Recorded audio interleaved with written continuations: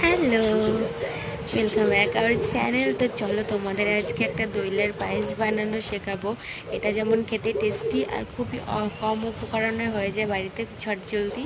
শুধু লাগবে একটু দুধ আর একটু আটা, আর তার সাথে একটু গুড়। এই তিনটে উপকরণে তোমাদের ঝটজলদি এই খাবারটা রেসিপিটা হয়ে যাবে, আর বাড়ির ছোট থেকে বড় সবাই পছন্দ করবে। তো চলো তোমরা একবার দেখে নাও আমি কী কী দিচ্ছি। এর মধ্যে দুধ দিয়েছি, হাফ বাটি দুধ দিয়েছি, তার মধ্যে জল দিয়েছি। জল দিয়ে দুধটা একটু ফুটলি তারপরে আমি এই যে কুলি পিঠার মধ্যে শেপ করে নিয়েছি, এর মধ্যে ভেতরে হচ্ছে গিয়ে গুড় ভরে দিয়েছি, গুড় ভরে শেপ দিয়ে নিয়েছি। তোমরা যেমন খুশি তেমন শেপ দিতে পারো।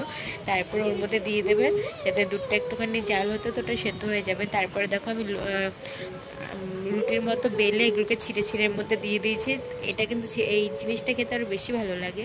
আর তার মধ্যে তুমি একটু আটা গুলে নেবে একটা বাটিতে আলাদা করে, ওই গোলা এই যে এরকম করে হালকা করে আটা গুলে নেবে, আটাটার মধ্যে দিয়ে দেবে, তাহলে একটু ঘন হবে আর খেতে কিন্তু আরও টেস্টি হবে। আর একটু হালকা আটা মেখে মেখে এর উপর দিয়ে ছিটিয়ে ছিটিয়ে দেবে। তারপরে দেখো এই দেখো কতটা ঘন হয়েছে।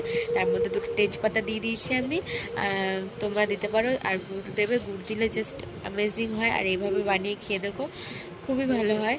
আর আমি তো ট্রাই করছি, তোমরা কে কে ট্রাই করেছো বা করছো আমাকে কমেন্টে অবশ্যই একবার জানিয়ে যেও, আর কেমন হয়েছে খেতে এটাও কিন্তু জানিয়ে যেও। আর দেখো এটা আমার রেডি।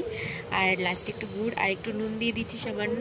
তারপরে দেখো এটা আমার ফাইনালি রেডি হয়ে গেছে। আর এটা জাস্ট অসাধারণ খেতে হয়েছিল, খুব কম টাইমে খুব কম উপকরণে চটজলদি হয়ে যায়। তো তোমরা একবার বানিয়ে ট্রাই করো।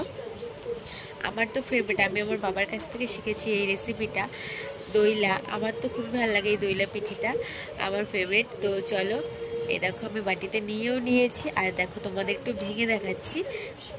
এই দেখো পিঠিটা একটু ভেঙে দেখালাম। আর দেখো ভেতর থেকে জাস্ট গ্রেভি বেরোবে, দেখো জাস্ট ইয়াম্মি হয়েছিল, জাস্ট ওয়াও চুমু। আর তোমরাও ট্রাই করো। টাটা।